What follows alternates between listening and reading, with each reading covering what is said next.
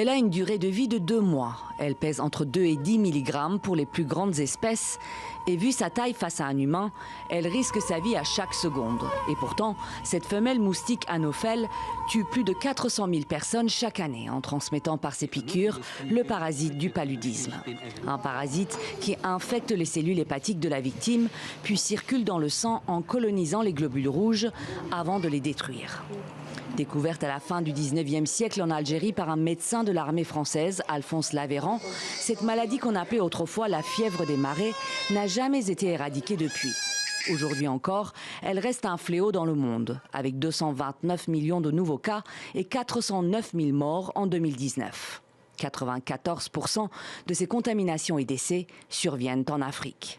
Parmi les pays les plus touchés, on compte ainsi le Nigeria, la République démocratique du Congo, l'Ouganda ou le Mozambique. Si en près de 150 ans, le paludisme a reculé sur le continent, grâce notamment aux médicaments antimalariens, les progrès sont au point mort depuis quelques années.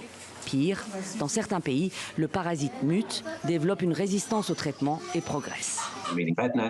Mettre des moustiquaires, pulvériser des insecticides et donner des médicaments aux enfants pour tuer le parasite du paludisme durant le pic de la saison de transmission. Le problème, c'est qu'on utilise tous ces outils et on le fait depuis un certain nombre d'années. Et depuis environ 2015, la mortalité globale annuelle en Afrique ne baisse pas. Alors on est un peu coincé. On a besoin de nouveaux outils et un vaccin contre le paludisme serait un outil fantastique. Mis au point par l'Institut Jenner à l'université d'Oxford, le vaccin R21 Matrix M a démontré une efficacité jusqu'ici inégalée de 77% lors d'essais menés au Burkina Faso, sans présenter pour autant d'effets secondaires graves.